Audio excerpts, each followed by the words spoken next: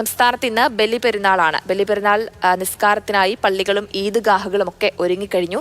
പ്രവാചകൻ ഇബ്രാഹിമിന്റെ ഓർമ്മകൾ ഉണർത്തുന്ന ഹജ്ജ് തീർത്ഥാടനത്തിന് പരിസമാപ്തിയായാണ് വിശ്വാസികൾ ബലിപെരുന്നാൾ ആഘോഷിക്കുന്നത്. പെരുന്നാൾ നിസ്കാരത്തിന് ശേഷം വിശ്വാസികൾ ബലിമൃഗങ്ങളെ അറുത്ത് മാംസം വിതരണം ചെയ്യും. മനുഷ്യ സ്നേഹത്തിന്റെയും മതസൗഹാർദ്ദത്തിന്റെയും സന്ദേശം പ്രചരിപ്പിക്കാൻ ബലിപെരുന്നാൾ ആഘോഷത്തിന് കഴിയണമെന്ന് Indian grand mufti Kanthapuram AP Abubakar Musliyar ആഹ്വാനം ചെയ്തു. മതസൗഹാർദ്ദം അത് ഇസ്ലാം നിർദ്ദേശിച്ചിട്ടുള്ളതാണ്. ഒരിക്കലും അതിനെതിരായി ഖുർആനിൽ നിന്നോ ഹദീസിൽ നിന്നോ മുൻഗാമികൾ ചരിത്രത്തിൽ നിന്നോ നമുക്ക് കാണാൻ സാധിക്കുകയില്ല.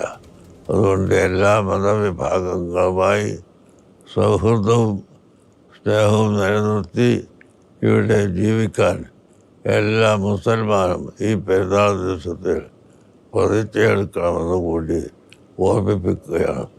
സർവശക്തൻ അനുഗ്രഹിക്കുമാറാവട്ടെ. എല്ലാ ജനങ്ങൾക്കും എല്ലാ വിഭാഗത്തിനും എൻ്റെ എല്ലാവിധ പെരുന്നാൾ ആശംസകളും അറിയിക്കുന്നു.